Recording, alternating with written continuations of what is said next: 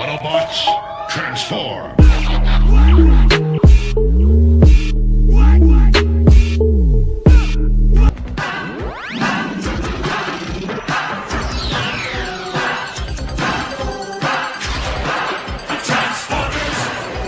Hey everybody, I'm George, 80s Transformer fan. Today's toy review is Powers of the Prime Voyager class Terrorcon Hun-Grrr. And Hun-Grrr is hungry. I thought that was always cliche when he said that on the G1 cartoon. Here he is in his box packaging. He has an open window here. You can see Hun-Grrr in his packaging. There he is. There's his Prime Master. There are the feet to the figure.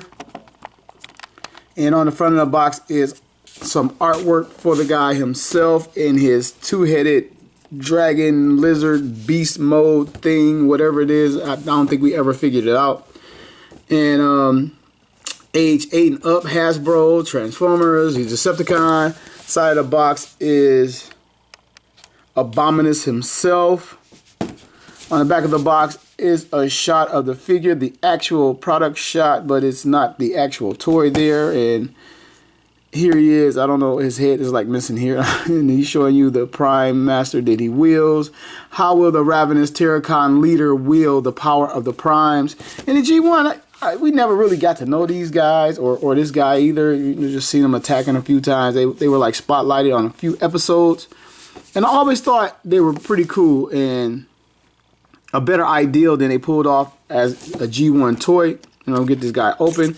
And I've been dying to get these guys so I can actually see it pulled off a little bit better. Hopefully a lot better.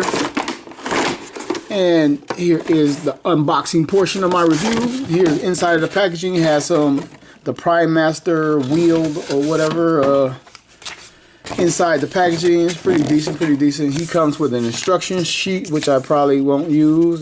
But there it is. It's in black and white just to show you. And he comes with a collector's card. And like I say in all these reviews, it's a shame that they don't have a tech spec on the back. And this is all that you get. And I guess that, is that the symbol for the one he comes with? I don't know. Quintus? I don't think that's Quintus symbol right there. I don't know. Anyway, okay, I skipped the ties to save some video. Remove the figure. One foot already fell out. There's the Prime Master. And one last foot that I didn't get out. Okay, here he is out of the packaging. The first thing, I'm going to take a look at accessories first, a little bit different than what I do. And the thing that I'm noticing in the combiners for the Powers of the Prime that makes them a lot different. The Combiner Wars figure hands doubled his feet. It could be either one, and it made it completely necessary to buy third-party upgrades for the hands and feet. But Powers of the Prime, you have distinct feet and distinct hands, and the hands are packed with the limbs figures. And he also comes with this Prime Master.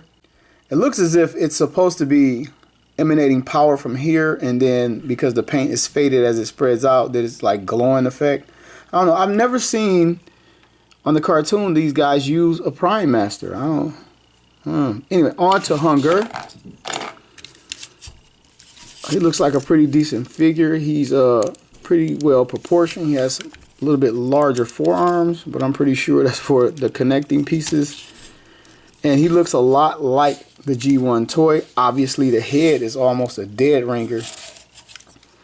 And he has a few paint apps. He has a sticker here that looks completely G1. Then he has a false rub sign here, which looks a little weird because it's like on that silver foil paper, but it's supposed to be a rub symbol, which it does not. He has some paint apps on his shoulders, and a little bit of paint down here. He has some paint for his eyes, and I got a crooked sticker on one of his heads. Oh no. And I'm going to take a look at his articulation right now. We're going to go straight for his head, see what he can do. He can up and down a little bit more than most of the guys. He has a slight side to side. His head 360s, which is great. Come to his shoulders, his arms. We get his arms out to this. We can get his arms out to the side this far. They can come up this far. His shoulders here, 360 completely. Nice strong ratchet. He already sounds better than the Grimlock. Like, I can anticipate him being much more sturdier in his combined mode. Then he also has A bicep swivel just here. An elbow bend here. It sounded like it wanted to ratchet at first, but then it didn't. Let me try it on this side. No, it's just a friction joint for his elbow bend. Coming down to his hand, you can see there's nothing there. There's a lot of sculpted in detail in here, which is very, very cool. And on both sides, we get a little bit of paint right here. And it's a little bit off that corner right there. But that's cool. You got a lot of detail. His hand also looks good. Sculpted in there pretty good.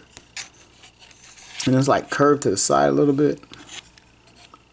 And it does not rotate or anything. I see it switches out for the transformation. But it doesn't, it just sits there. Coming down to his waist, let me get his hands up. I'm pretty sure 360s because most of these combine as 360. Oh, and no! There is no, I thought they would have put something underneath here, but soon, wow. Okay, his legs. Spoke too soon. You can do a complete split if you wanted to, if he was into that type of thing. His front to back, he can get his legs from front to back this far. You can see this kibble back here is hindering him for his backpack for the chest plate in Abominus mode. I'm assuming that's chest plate in Abominus mode. But bends at the knee this far back. He can get his leg this far back. And because the mouth opens up, it's like an instant stabilizer for the foot. Coming down. Well, continue with the thigh. He has upper thigh swivel. And a lot of molded in detail right there. That's pretty cool. I like that. Even all the way up here to the white part. He bends at the knee this far. He can get it up really far. And coming down to his foot is a rocker, like I mentioned a minute ago. It has some foot articulation because it becomes the head of the dragon. It has a side to side, and I'm sure it doubles in both modes. He has a side to side, so he can maybe get a little bit wider stance and keep his foot on the ground. Yep, there it is. And I guess they tried to make this foot look like a gun. That he doesn't come with a weapon, a sword, or something, but you can get this in his hand and turn to a gun.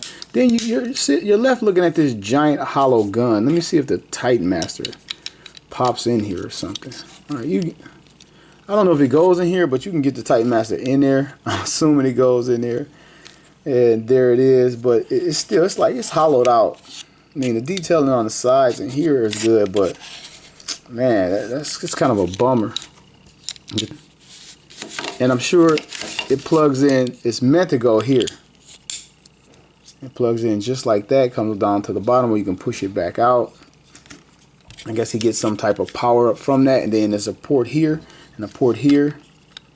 And you can slap it onto his arm, which actually makes a heck of a lot more sense. And then he can use the old Megatron blaster cannon. And in addition, you can take this one, port it in over here.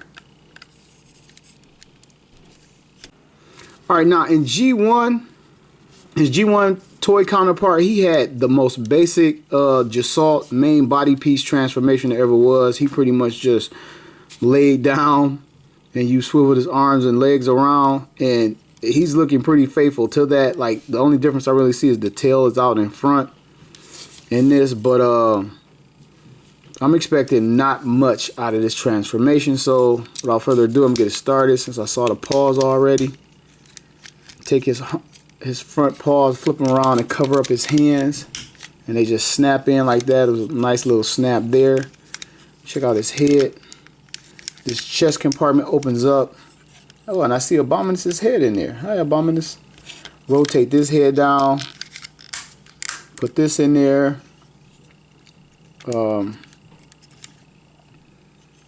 Obviously close the mouths for the head.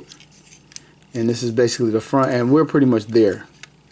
Bring these legs around so they become the back legs. These arms become the back legs, I should say.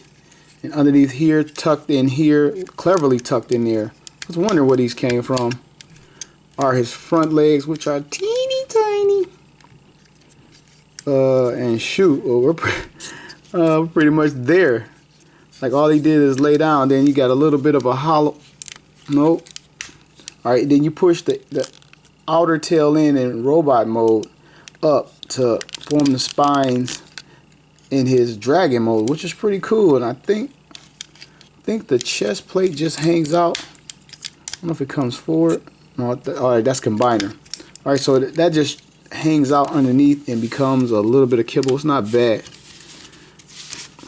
And they try to include all the parts, so you have as little part forming as you can. Let me get my camera down. And pretty much, depending on how you want to get him to stand up higher or lower, this is his dragon sword mode or whatever. It looks pretty cool. Looks pretty cool. And see, I got all 4 feet down. I have all 4. That looks a little bit okay. All right, now here he goes. All right. I mean, he looks pretty awesome. The neck and head area is like massive. Like on the battlefield, I can see him freaking Autobots out. I mean, he looks pretty cool. And funny thing is, I mean, I'm an adult and I mess around with these guys a little bit. I don't really play, but I can tell you, he seems like he would be real fun to play with. I mean, it's a lot of articulation in that head. So jump into articulation in this mode, and then I'll take a closer look at the apps. His 2 heads can go side to side. It's a shame that you can't take it out to the side and rotate it up. It won't rotate up individually over here, but it goes side to side on a very soft. You can see the notches for the ratchet, but it's very, very soft.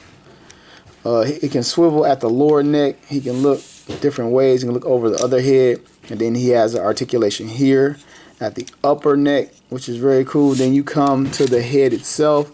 It bobs up and down. And a little bit of left and a little bit of right, which is a huge amount of articulation in this mode. And of course, both heads do the same thing.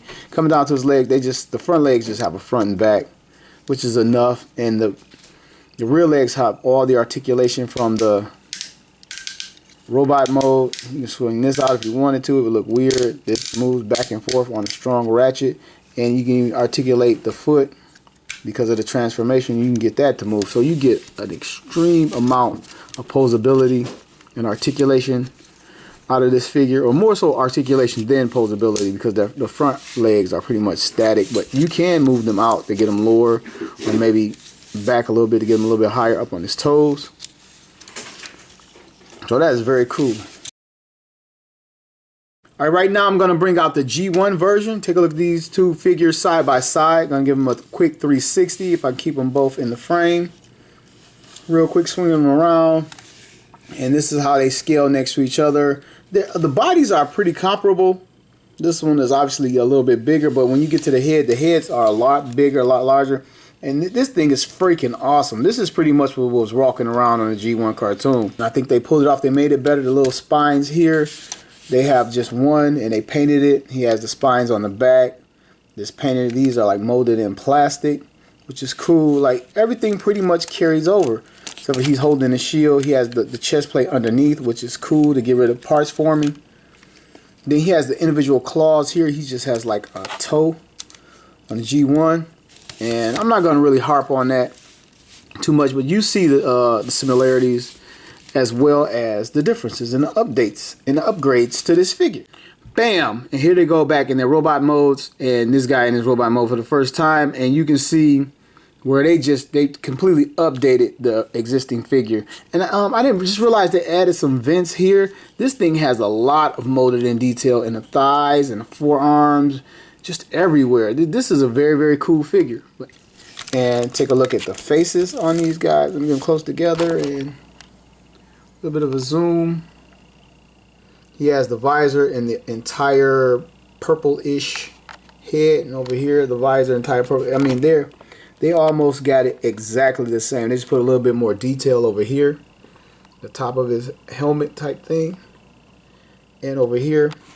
I mean, it's just a perfect update. And I've always wanted these guys updated. All the combiners needed an update to me, especially as far as the limbs go.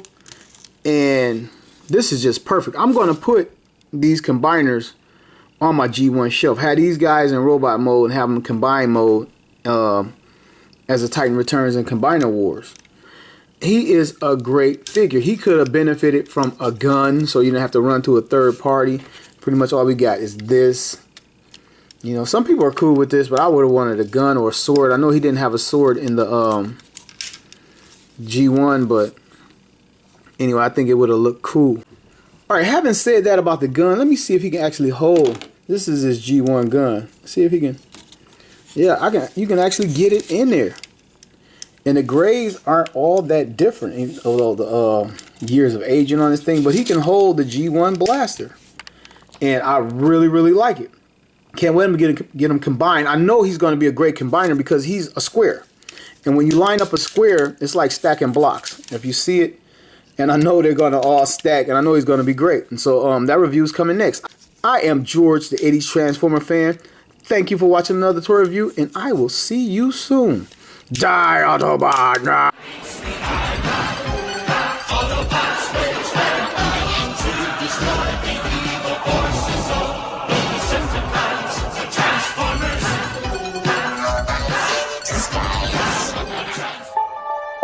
Autobots, transform!